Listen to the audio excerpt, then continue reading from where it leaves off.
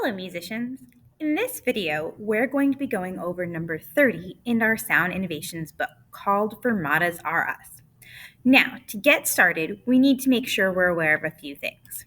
First, when we're talking about a fermata, we're talking about this little guy here. All right? Looks like a half circle with a dot in the middle.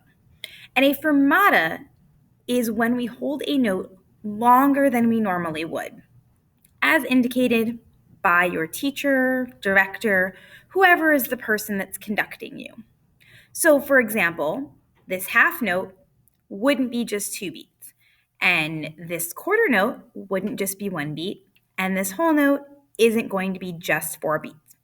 Now, because a fermata is held longer than normal, you have to really make sure that you're watching. So what we're going to do in this video is I'm going to review our 5-step process, how to check our notes and rhythms.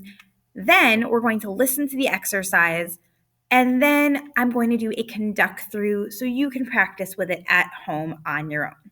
So first off, we need to recall that we have 3 different rhythms to focus on in this exercise, okay? We have our quarter notes, looks like this. Ooh. We have our half notes, which look like this, and then we have one whole note here at the end. Again, anything that has the fermata is going to be held longer than normal. We also need to recall how we read our notes. So remember, every sound has a specific line or space that it lives on. It's not going to live anywhere else than where it currently is. So my recommendation for remembering this is twofold. Of course, use your book to check the note, make sure you're matching the right line or space. And then, of course, using our hand trick, right? We have our hand, we have our 1, 2, 3, 4, 5 fingers, and our 1, 2, 3, 4 spaces, so spaces and lines.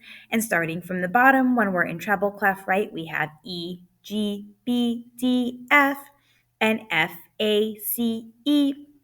And if we were in bass clef, if we're a trombone or euphonium player, we would of course have G, B, D, F, A, and A, C, E, G. All right, so now we're going to listen to the exercise. I'm not going to play along to the exercise because, again, the fermatas are held longer than normal and it won't be with an exact metronome. So we're going to listen. While you're listening, remember, part of our 5-step process is step 1, we clap and count. Step 2, we note name while we listen. Step 3, I demonstrate for you to practice fingers. Step 4, we play together. And step 5, we play on our own.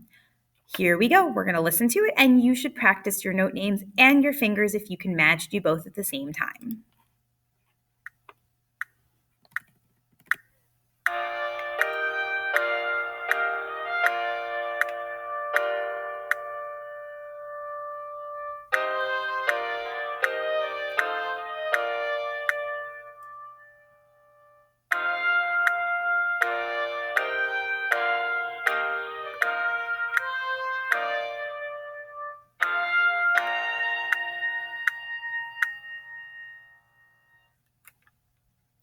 All right, so now I'm going to play this for you. Again, I'm not going to use the metronome or the background music, but if we're playing on our own without either of those things, this is what the exercise will look like with one version of the fermatas. Here we go. 1, 3, 1, 2, 3, 4.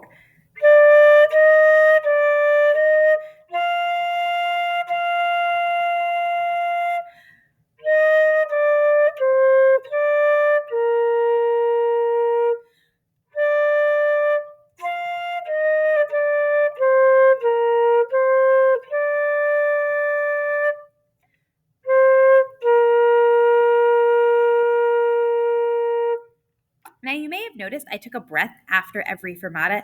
That's because, again, we have a breath mark there, right? Recall, these are our breath marks. So here's what's going to happen now. I'm going to do a conduct through on this. So if you do want to practice at home, you'll be able to do this with someone conducting.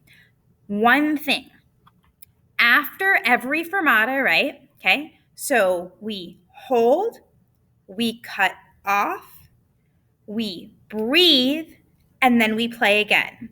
One more time. It's a hold, cut off, breathe, play. Here we go. So, again, I'm going to do a conduct through for you. 1, 3, 1, 2, 3, 4. 1, 2, 3, 4. 1. Hold. 1, 2, 3, 4. Hold.